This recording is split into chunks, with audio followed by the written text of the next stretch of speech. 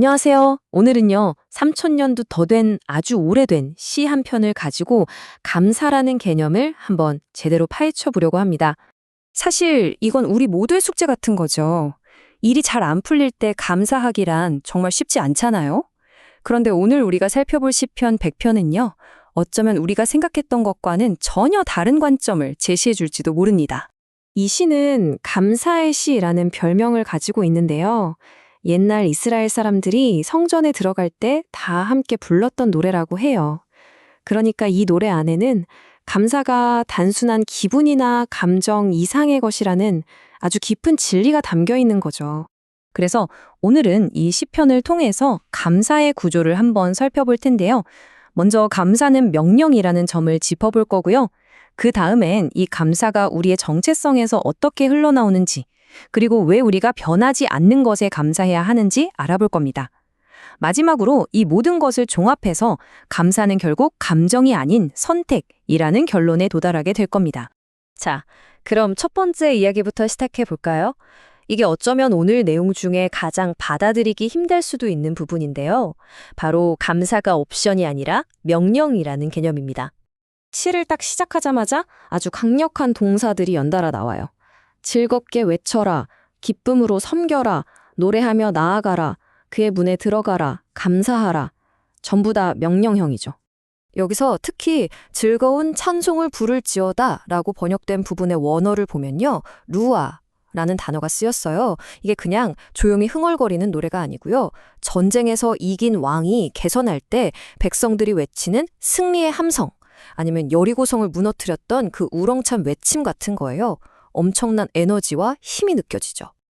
그러니까 시편이 말하는 감사는 내 기분이 좋을 때 저절로 나오는 그런 감정적인 반응과는 아예 차원이 다른 겁니다. 원문 자료에서는 이걸 마치 억지로 가족 모임에 끌려온 사춘기 10대에 비유하더라고요.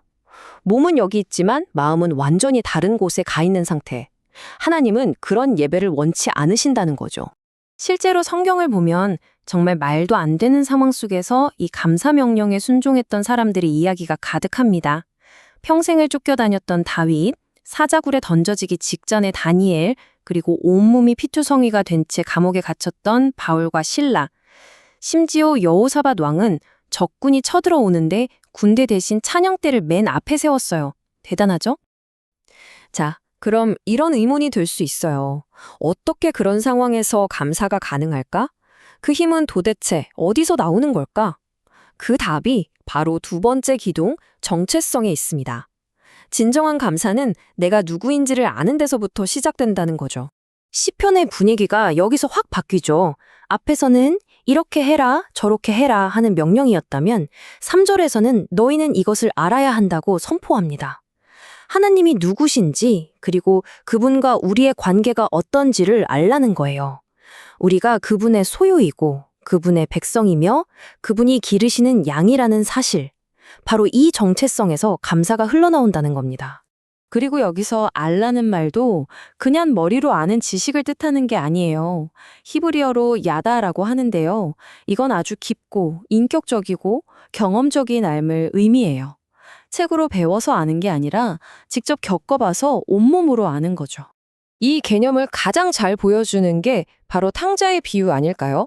아들이 집에 돌아와서 저는 아들 자격이 없으니 품꾼으로 써주세요 라고 하잖아요. 스스로의 정체성을 품꾼으로 격화시킨 거죠. 하지만 아버지는 어떻게 하죠? 아들의 옷을 갈아입히고 반지를 끼워주면서 너는 내 아들이다 라고 선포합니다.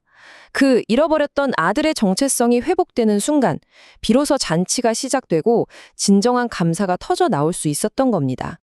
네, 감사는 명령이고 또 우리의 정체성에서 비롯된다고 했죠. 그렇다면 그 감사는 대체 무엇에 근거해야 할까요? 특히 우리를 둘러싼 모든 것이 불안정하고 흔들릴 때 말이에요. 세 번째 기둥은 바로 그 감사의 닻을 어디에 내려야 하는지 알려줍니다. 우리의 감사는요, 좋았다, 나빴다 하는 내 기분이나 상황에 뿌리를 내리는 게 아니에요. 대신 절대로 변하지 않는 하나님의 세 가지 성품에 닻을 내려야 합니다. 첫째는 하나님의 선하심, 둘째는 헤세드라고 불리는 그분의 변함없는 사랑, 그리고 마지막은 에무나, 즉 흔들림 없는 그분의 신실하심입니다. 이 원칙을 온 삶으로 증명해낸 사람이 바로 요셉이죠. 형제들에게 배신당하고 노예로 팔려가고 억울하게 감옥에 갇히는 수십 년의 세월을 보냈잖아요. 하지만 그 모든 시간 끝에 요셉은 이렇게 고백합니다. 자신을 둘러싼 끔찍한 상황이 아니라 그 모든 것을 합력하여 선으로 바꾸실 수 있는 하나님의 변치 않는 선하심에 감사의 뿌리를 내렸던 거죠. 자, 이제 우리가 살펴본 이 세 가지 기둥들을 하나로 모아서 오늘의 결론을 내려보겠습니다. 이게 바로 오늘 이야기의 핵심입니다. 시편 100편이 우리에게 가르쳐주는 감사는요, 수동적으로 느껴지는 감정이 아니에요. 오히려 내가 누구인지, 즉 나의 정체성을 분명히 알고 절대로 변하지 않는 진리의 닻을 내린 채 행하는 아주 의지적이고 훈련된 선택이라는 겁니다. 그렇다면 마지막으로 이런 질문을 던져보고 싶습니다. 만약 감사가 정말 감정이 아니라 선택이라면 이 사실이 우리의 일상을, 특히 힘들고 어려운 순간들을 살아가는 우리의 태도를 어떻게 바꿀 수 있을까요? 한번 깊이 생각해 볼 만한 질문인 것 같습니다.